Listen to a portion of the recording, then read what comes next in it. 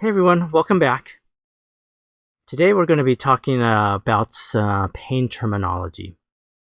If we start to take a look at some of the basic requirements that the APTA and the different spinal groups are suggesting as part of curriculum, one of the things they really recommend is a discussion on pain terminology.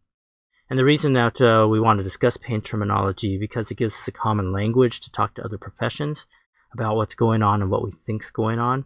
And it really gives us information about what we think the physiological mechanisms that are going on that are occurring in somebody. And now we held off a little bit with these terminologies until we had a little bit more background about some of the causes and sources of someone's pain.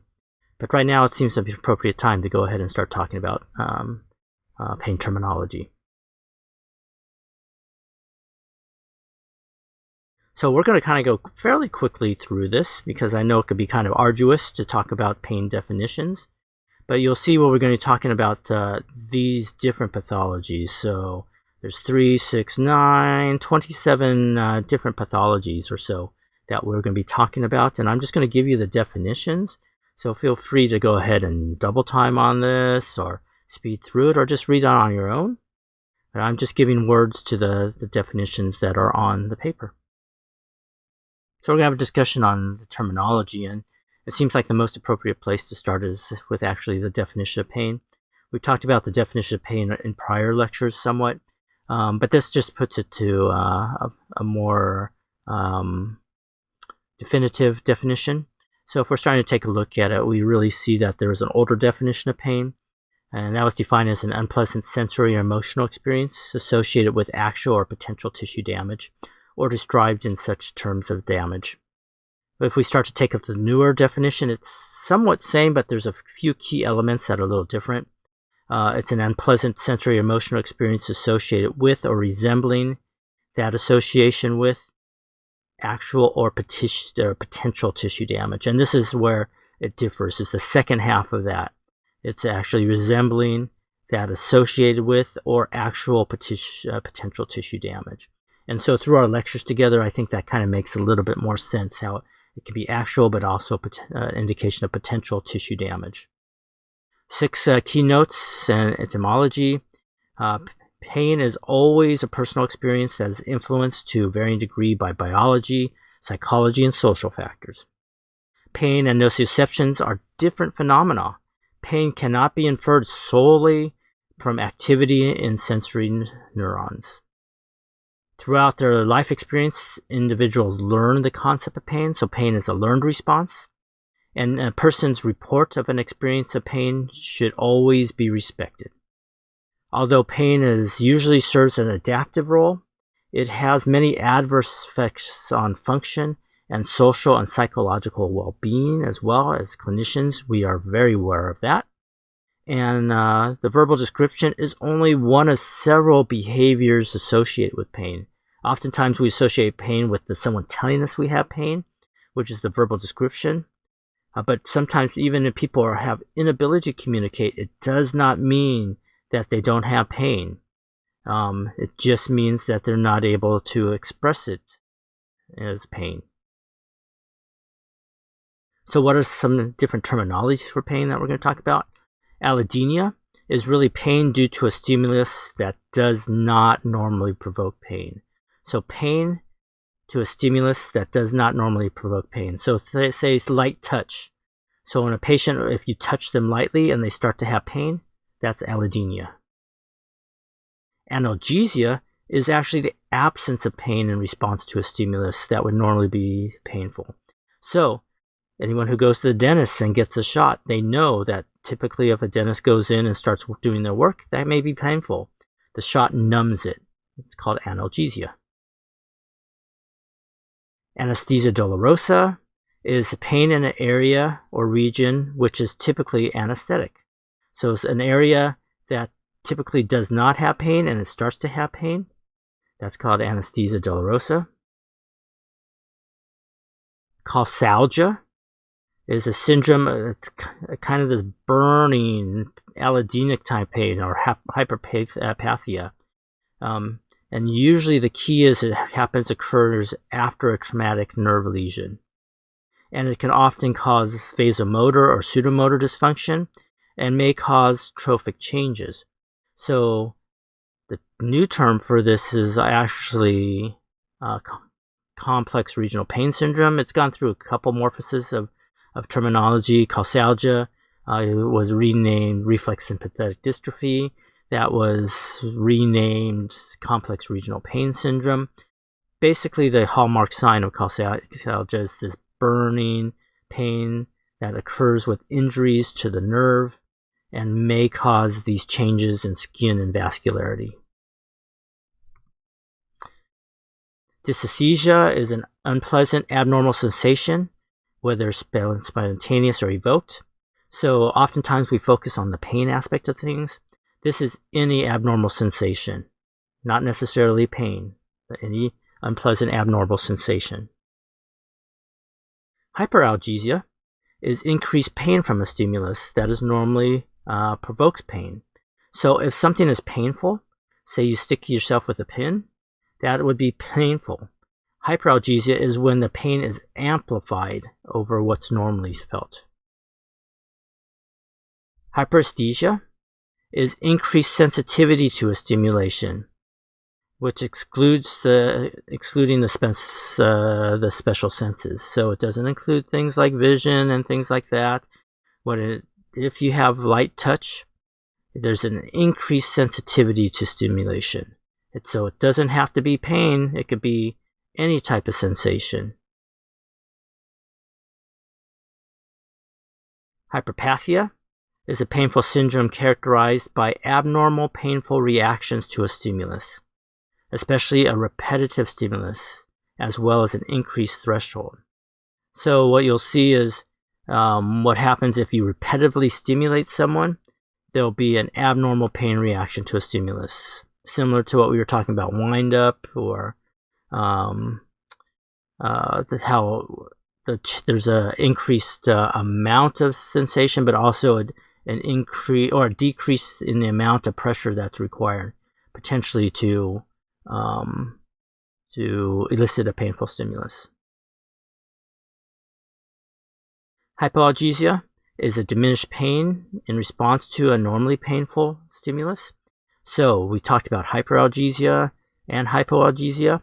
Hyperalgesia is when you have less pain to a painful stimulus. So if you stick yourself with that pin, now it doesn't hurt quite as much. That's hypoalgesia. Hypoesthesia is a decreased sensitivity to stimulation. So what happens is if you rub your hand over and over again, eventually you don't feel as much pressure or as much sensation. That is called hypoesthesia. Neuralgia is pain in the distribution of a nerve. So if you have pain, it's right along the course of those nerves. Neuritis is taking those nerves, and the cause of it, that nerve irritation, is actually inflammation. Itis, inflammation. So it's inflammation of the nerves. Neuropathic pain is pain caused by a lesion or a disease of the somatosensory nervous system. So neuropathic pain would be something like a radicular pain, that's where you get the pinching of the nerve in the cervical spine because of a disc or facet. That would be an example of neuropathic pain. It's pain caused by a lesion or disease to the somatosensory nervous system. Neuropathy is a disturbance of the function of a nerve. So it could be things like decreased sensation or increased sensation. You know, people have diabetic neuropathies when they don't feel as much in their feet. That's a disruption of the nerve. Someone can have hyperesthesia in their feet, which means there's increased sensation in their feet. That could be an example of neuropathy as well. If it occurs in one nerve, it's a mononeuropathy. If it occurs in several nerves, it's a polyneuropathy. It could be diffuse, it could be bilateral. There's a number of different variations. Nociception, we talked about that quite a bit in this class already.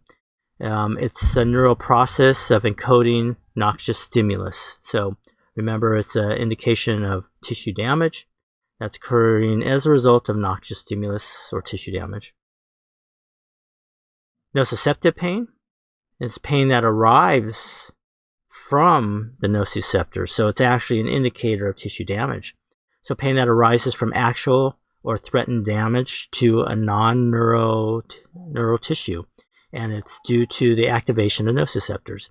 So there's actually damage to the nerves that we've talked about, and there's damage to tissue. Nociceptive pain is damage that occurs at tissue level. Neuropathic pain is pain that originates in the nerves themselves. Nociplastic pain is pain that arises from altered nociception. So this is a newer term that was just placed in recently. So it's pain that arises from altered nociception despite no clear evidence of actual or threatened tissue damage, causing the activation of the peripheral nociceptors or evidence for disease or pathology of the somatosensory system causing the pain. So this is a long way of saying it's those mechanisms that we talked about with sensitization. Nocioplastic pain are some of those changes that occur because of the sensitization process that we've described in other lectures. Paresthesia is an abnormal sensation, and this could be whether it's spontaneous or evoked. So it's any type of abnormal sensation that occurs. Central sensitization.